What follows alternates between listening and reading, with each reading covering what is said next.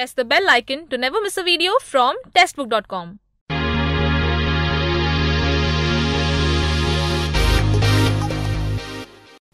नमस्कार दोस्तों and welcome to this video. आज के इस वीडियो में हम बात करेंगे हाईएस्ट पेइंग गवर्नमेंट जॉब्स के बारे में। तो इस वीडियो में हमने 10 हाईएस्ट पेइंग गवर्नमेंट जॉब्स की लिस्ट बनाई है और इस लिस्ट में हम जानेंगे ग्रेजुएट्स और इंजीनियर्स के लिए कौन से ऐसे गवर्नमेंट जॉब्स हैं जिनके लिए आपको प्रिपेयर करना सबसे ज़रूरी है। ये बात ध्यान में रखें कि ये जो गवर्नमेंट जॉब्स हैं जो सबसे हाईएस्ट पेइंग है, इसमें कंपटीशन काफ़ी हाई होगा, तो इसकी जो एग्जाम पैटर्न और जो सिलेबस होगा वो थोड़ा सा डिफिकल्ट हो सकता है। लेकिन सही प्रिपरेशन और सही गाइडेंस के साथ अपन एग्जाम्स को क्रैक करके एक हाईएस्ट पेइंग सैलरी के साथ गवर्नमेंट ऑफ इंडिया में लग सकते हैं। तो आइए जानते हैं इन 10 गवर्नमेंट जॉब्स के बारे में और सबसे पहले देखते हैं कि हम कौन से गवर्नमेंट जॉब्स के बारे में बात करने वाले हैं। तो जैसे कि हम स्क्रीन पर देख सकते हैं, हम सबसे पहले बात कर रहे हैं पब्लिक सेक्टर अंडरटेकिंग्स के बारे में। उसके बाद हम बात करेंगे इंडियन सिविल सर्विसेज के बारे में। फिर हम बात करेंगे साइंटिस्ट एंड इंजीनियर्स की रिक्रूटमेंट के बारे में। फिर बात करेंगे प्रोफेसर्स एंड लेक्चरर्स के बारे में। फिर होगा इंडियन कोस्ट गार्ड जिसमें होता है असिस्टेंट कमांडेंट। फिर होता है एफकैट सीडीएस जो डिफेंस की एग्जाम्स होती हैं, इसमें एसएसबी इंटरव्यू के बाद होता है सिलेक्शन, उसके बारे में बात करेंगे। फिर इंडियन रेलवेज में इंजीनियर्स की पोजीशन के बारे में बात करेंगे। उसके अलावा बैंक पीओ के बारे में बात करेंगे जो होते हैं प्रोबेशनरी ऑफिसर्स। फिर आते हैं एसएससी सीजीएल एग्जाम की तरफ जिसमें आईटी ऑफिसर और एएसओ यानी कि असिस्टेंट सेक्शंस ऑफिसर को ज़्यादा सैलरी होती है। उसके बाद हम बात करेंगे आरबीआई ग्रेड बी ऑफिसर के बारे में। तो सबसे पहले देखते हैं हम पब्लिक सेक्टर अंडरटेकिंग्स के बारे में। जी, तो जैसे कि मैंने आपको बताया हम बात कर रहे हैं पब्लिक सेक्टर अंडरटेकिंग्स के बारे में।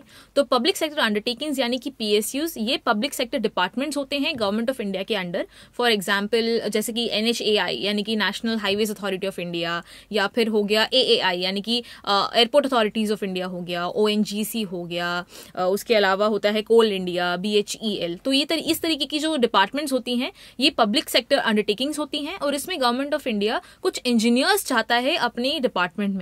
तो ये इंजीनियर्स की रिक्रूटमेंट जो होती है वो गेट यानी कि graduate aptitude test of engineering जो एग्जाम होती है इंजीनियर्स देते हैं।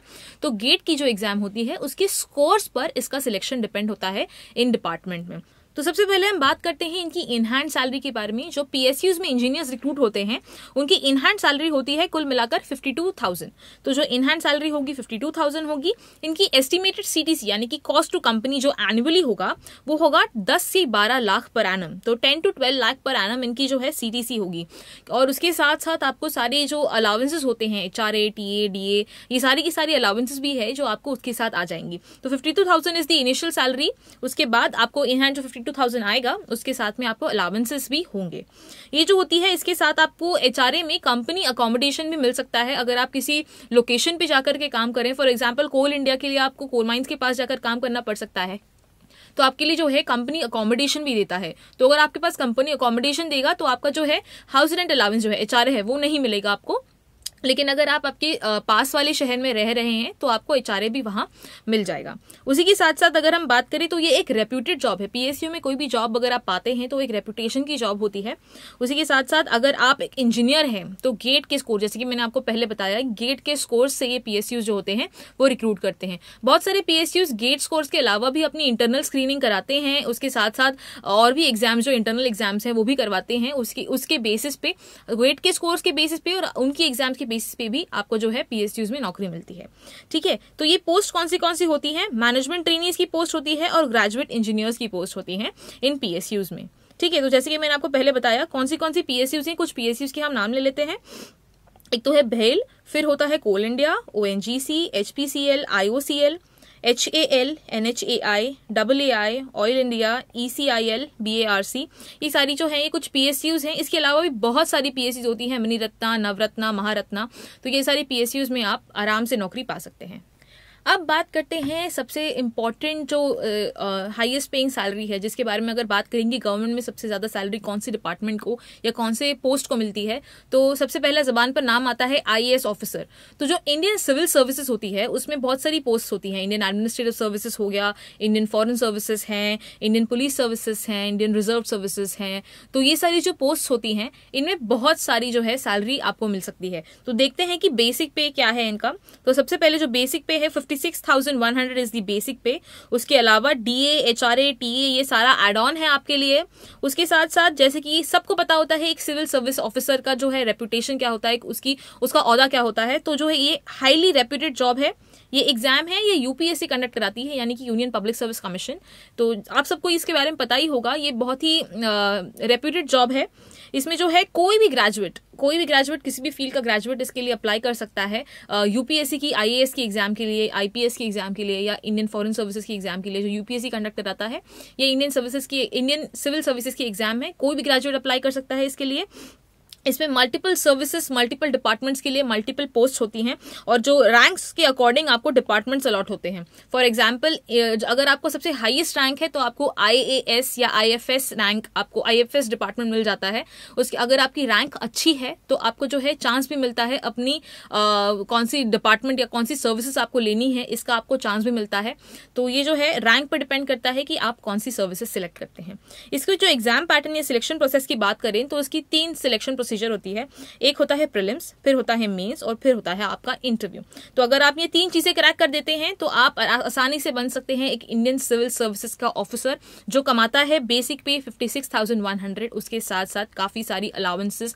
तो इन सारी एग्जाम्स को क्लियर करने के बाद आप बन जाते हैं एक इंडियन सिविल सर्विस के ऑफिसर, जिसको मिलता है मंथली सैलरी जो है initial 56,100 including all the allowances.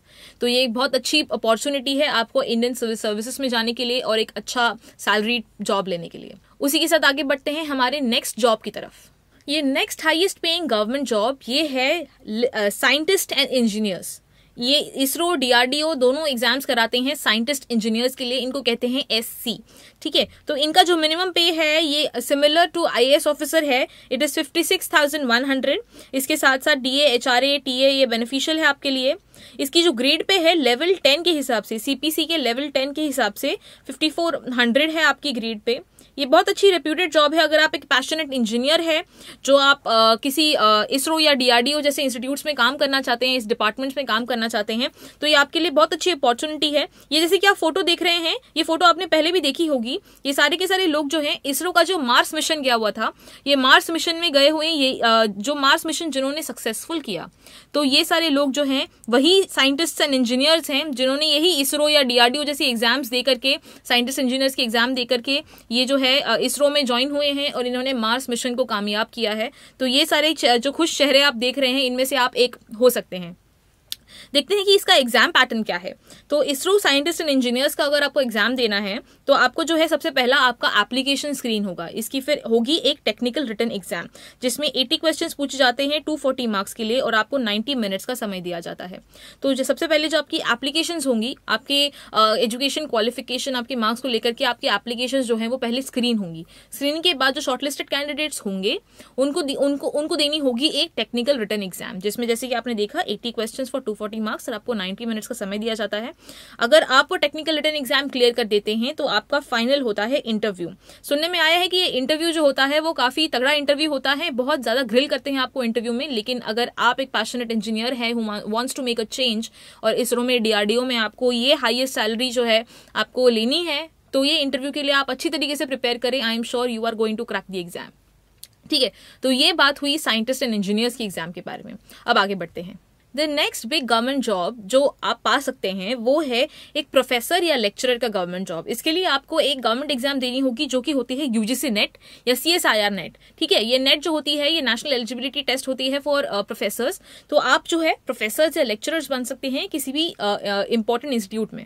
इसकी जो मिनिमम बेसिक पे होता है वो 45,000 पर मंथ होता है फॉर अ प्रोफेसर या लेक्चरर, जो इट डिपेंड करता है कौन सी इंस्टीट्यूट में आप जा रहे हैं।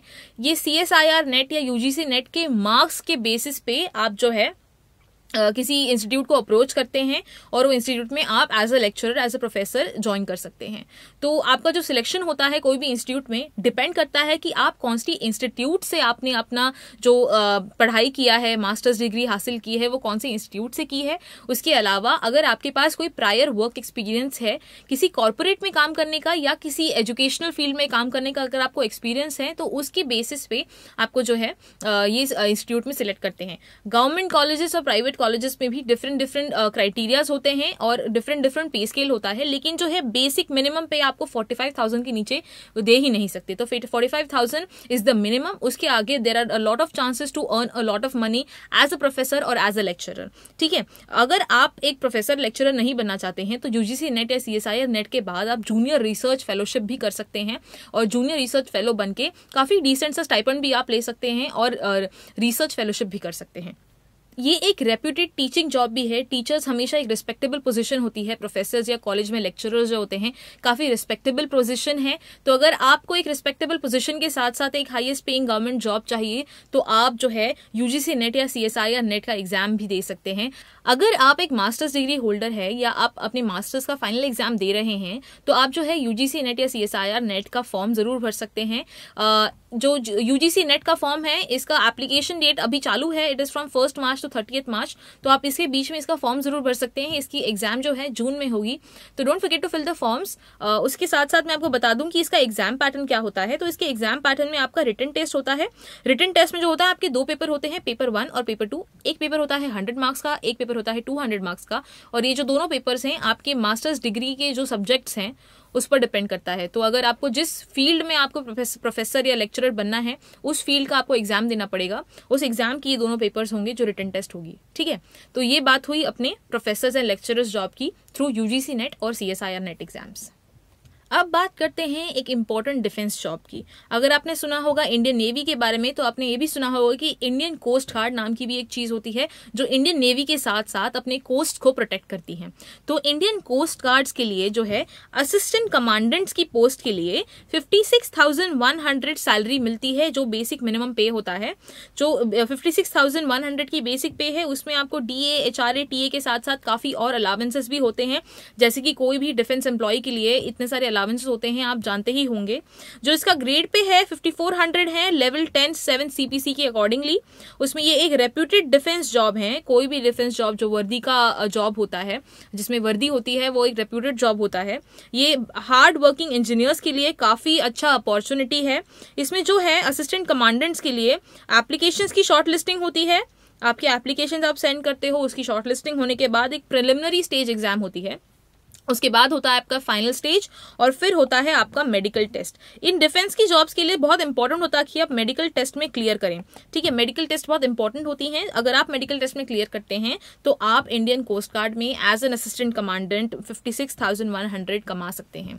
तो ये एक इंपॉर्टेंट गवर्नमेंट जॉब है जिसके लिए you can look forward to and start preparing for the exams. अपना नेक्स्ट एग्जाम भी है, डिफेंस रिलेटेड ही है। ये है AFCAT and CDS। AFCAT air force common admission test जो होती है वो होती है AFCAT एग्जाम। CDS एग्जाम होती है combined defence services exam. AFCAT की एग्जाम जो होती है वो एयरफोर्स कंडक्ट कराता है और CDS की एग्जाम जो होती है वो UPSC कंडक्ट कराती है। ठीक है, तो ये दोनों जो एयरफोर्स और UPSC कंडक्ट कराने वाली जो AFCAT और CDS की एग्जाम है, इनका एक फाइनल स्टेज होता है जो होता है सर्विस सिलेक्शन बोर्ड यानी कि SSB का इंटरव्यू। अगर आप ये SSB के इंटरव्यू में क्लियर कर जाते हैं तो आप बन सकते हैं एक फ्लाइंग ब्रांच या ग्राउंड ड्यूटी ऑफिसर और एक लेफ्टिनेंट। तो देखते हैं कि क्या है इसका मिनिमम बेसिक पे। तो बेसिक मिनिमम पे इसका है 63,014 रुपीज। ये इसका एक मिनिमम बेसिक है। उसके साथ साथ DA, HRA, TA होता है। ये एक डिफेंस जॉब है, हाईली रेप्यूटेड जॉब है। ये एक शॉर्ट सर्विस कमीशन का जॉब होता है, यानी कि 15 या 20 साल की जो होती है आपकी जो टेन्योर होती है इस जॉब में। और इस टेन्योर में आप जो है एक लेफ्टिनेंट, उसके साथ साथ आगे प्रमोशंस लेते लेते लेफ्टिनेंट कमांडर बन सकते हैं। ऐसे कर करके आप आगे अपनी हायर पोजीशंस पर जा सकते हैं। With higher positions cum better salaries as well. इसमें जो AFCAT की एग्जाम को आप क्लियर करते हो उसके बाद आप फ्लाइंग ब्रांच में जा सकते हो या फिर आप ग्राउंड ड्यूटी में टेक्निकल या नॉन टेक्निकल भी उसमें भी जा सकते हो। ये जो मैं सैलरी आपको बता रही हूँ 63,014 रुपीज, ये ग्राउंड ड्यूटी नॉन टेक्निकल के लिए है। अगर आप ग्राउंड ड्यूटी टेक्निकल में जाते हैं तो आपकी सैलरी और इंक्रीज होती है।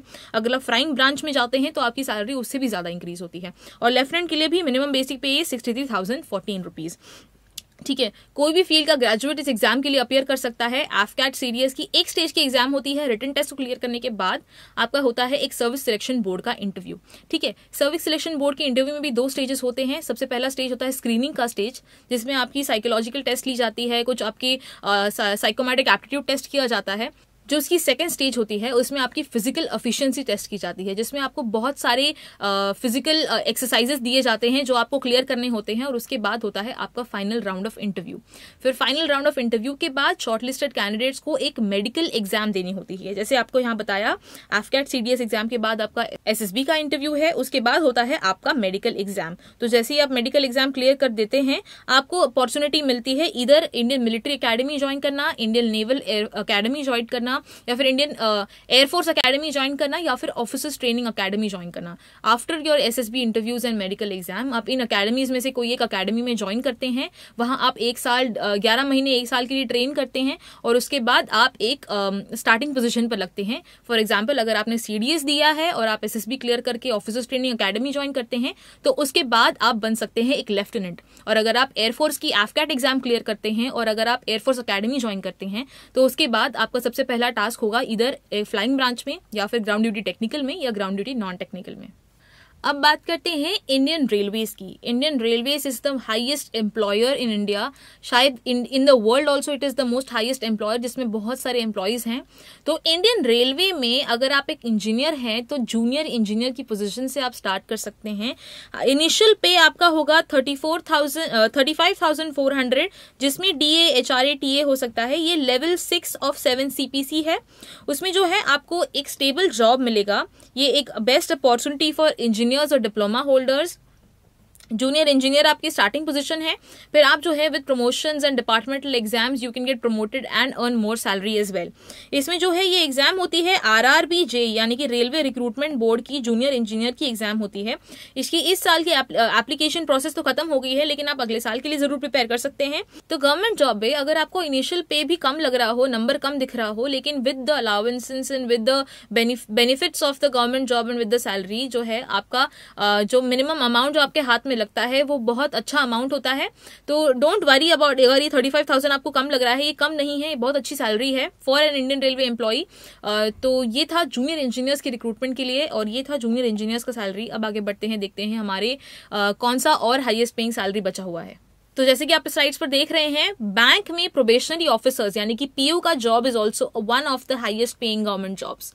तो PO यानी कि प्रोबेशनरी ऑफिसर, यानी कि आप बनते हैं जूनियर मैनेजमेंट में स्केल 1 ऑफिसर। ठीक है, इसमें जो है आपका बेसिक पे पर एनम अगर हम बात करें तो 12.93 लाख पर एनम ये आपका जो सैलरी हो सकता है। It depends upon the city. ये मैक्सिमम जो है 12.93 लाख आपकी सैलरी पर एनम होती है, डिपेंड्स अपॉन सिटी। अगर आप मुंबई या बैंगलोर जैसे शहर में एक प्रोबेशनरी ऑफिसर के ओहदे पर एम्प्लॉयड है तो आपको आपकी सैलरी जो है ये मिलेगी। करंट इनिशियल पे जो होगा आपका वो 27,620 के आसपास होगा। करंट जो आपका इनिशियल पे होगा वो, अगर आप एक बैंक PO का एग्जाम क्लियर करते हैं, फॉर एग्जांपल आप SBI PO, IBPS PO का एग्जाम देते हैं, और अगर आप क्लियर करके ज्वाइन करते हैं तो आपका 2 साल का प्रोबेशनरी ट्रेनिंग पीरियड होगा। इस ट्रेनिंग पीरियड में आपको ये सैलरी जरूर मिलेगी। ये ग्रेजुएट्स, कोई भी फील्ड के ग्रेजुएट्स के लिए बहुत इंपॉर्टेंट, बहुत अच्छी अपॉर्चुनिटी है। कोई भी, अगर आप किसी भी फील्ड में ग्रेजुएट हैं, सिर्फ ग्रेजुएट्स एग्जाम के लिए प्रिपेयर कर सकते हैं और एक बैंक PO जरूर बन सकते हैं। इसमें आप बनते हैं जूनियर मैनेजमेंट स्केल 1 ऑफिसर, और इसका जो सिलेक्शन प्रोसेस है उसमें प्रीलिम्स होती हैं, फिर मेंस होता है, फिर आपकी होती है ग्रुप एक्सरसाइज और इंटरव्यू। और जैसे ही आप इंटरव्यू क्लियर कर देते हैं, आपको प्रोबेशनरी ट्रेनिंग के लिए बुलाया जाता है, और ट्रेनिंग के बाद आप बन जाते हैं junior management scale 1। Bank PO में भी काफी सारी डिपार्टमेंटल एग्जाम्स होती हैं जो आप क्लियर कर सकते हैं, और उसके साथ साथ अपनी जो सैलरी है उसको भी बढ़ा सकते हैं। तो ये one of the highest paying government jobs हैं जिसके लिए आप प्रिपेयर कर सकते हैं, क्योंकि हर साल लाखों वैकेंसीज आती हैं बैंक POs के लिए, बहुत सारी बैंक्स हैं, तो इसके लिए आप जरूर प्रिपेयर करें। अब बात करते हैं एक और एनुअल एग्जाम की जो हर साल आती है, वो है SSC CGL की एग्जाम।